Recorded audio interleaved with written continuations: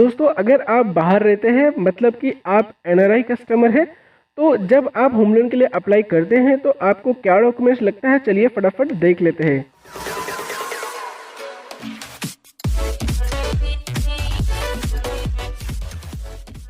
सबसे पहले तो आपको होम लोन का एप्लीकेशन फॉर्म फिल करके देना पड़ता है, चाहे वो बैंक में जाके करिए ऑफलाइन या फिर आप ऑनलाइन भी कर सकते हैं। उसके साथ ही आपको पासपोर्ट साइज फोटो लगते हैं, केवाईसी बेसिक केवाईसी आपको लगता है, आधार कार्ड पैन कार्ड, और जो प्रूफ ऑफ आइडेंटिटी आप देंगे उसमें आपका पासपोर्ट का कॉपी रहना चाहिए विथ स्टैंप एंड वीजा। और रेसिडेंस प्रूफ के लिए आप driving licence, utility bill, rent agreement, कुछ भी आप दोनों जगह का दे सकते हैं और ये दोनों भी आपको देना पड़ेगा।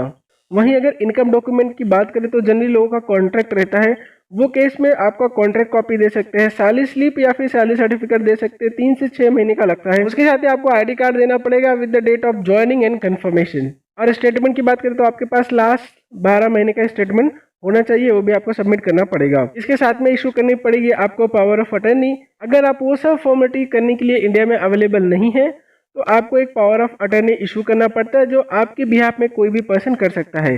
तो वो प्रॉपर रजिस्टर और नोटराइज होना चाहिए, वो भी सामने वाले बैंक के फॉर्मेट में होना चाहिए। जहाँ से भी आप लोन लेते हैं आप उनसे पूछ लीजिए, वो आपको फॉर्मेट दे देंगे, वो उनके फॉर्मेट में आपका रजिस्टर और नोटराइज होना चाहिए। पावर ऑफ अटर्नी लगता ही है अगर आप वो सब फॉर्मेलिटी नहीं कर सकते तो, क्योंकि जो जनरली बाहर रहते हैं उनको इतना सब करने का टाइम नहीं है, तो वो एक पीओए इशू करते हैं जो आपके बिहाफ में सब कुछ फॉर्मेलिटी कर सकता है। उसके साथ में अगर आपके सिविल में कोई डिटेल्स है, कोई आपका लोन चल रहा है या फिर कोई ऑब्लिगेशंस है, तो उसकी भी डिटेल आपको बैंक को सबमिट करनी पड़ेगी। जस्ट लाइक होम लोन चल रहा है, कोई पीएल चल रहा है, पर्सनल लोन या फिर कुछ भी लोन चल रहा है, तो उसकी भी डिटेल आप बैंक को दे दोगे तो अच्छा रहेगा। और जो आप कोप्लिकेंट ऐड करोगे वो इंडियन होना चाहिए, मतलब आप बाहर रहते हैं और आपके जो कोप्लिकेंट ऐड रहेंगे आपके होम लोन में वो इंडियन रेसिडेंस होने चाहिए। उसके साथ में आपको एनआरई और एनआरओ अकाउंट होना कंपलसरी है।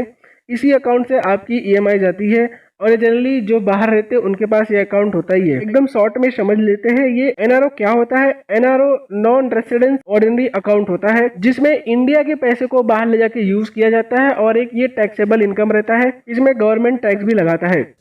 एनआरई अकाउंट क्या होता है? NRE means non residence external account.